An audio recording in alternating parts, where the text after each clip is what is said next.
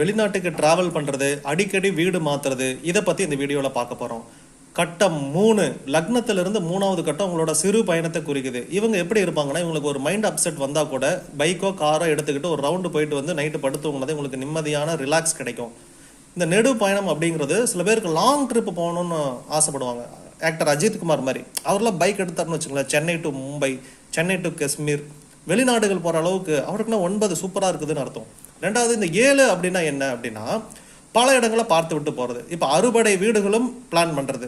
நான் திருப்பூர் டு கன்னியாகுமரி போறேன்னு வச்சுக்கோங்களேன், போகும்போது ஒரு ரூட் பண்ணுவேன். போகும்போது திருப்பூர், திண்டுக்கல், மதுரை, இப்படி ஒரு ரூட்ல இருக்கிற கோயிலெல்லாம் பார்த்துட்டு வரும்போது அப்படியே கேரளா ஓரமா தேனி, கொழுக்குமலை, இந்த வழியில் இருக்கிற கோயிலெல்லாம் பார்த்துட்டு மீண்டும் திரும்பி வந்துடலாம். ஒரே பயணத்தை நான் நிறைய யூஸ் பண்ண பார்த்தீங்களா? இதுதான் கட்டம் 7. வெளிநாட்டுக்கு போறது அப்படிங்கிறது கட்டம் 7. வெளிநாட்டுல எனக்கு PR வேணும் சார் அப்படிங்கிறது கட்டம் 9. உங்களுக்கு 3, 7, 9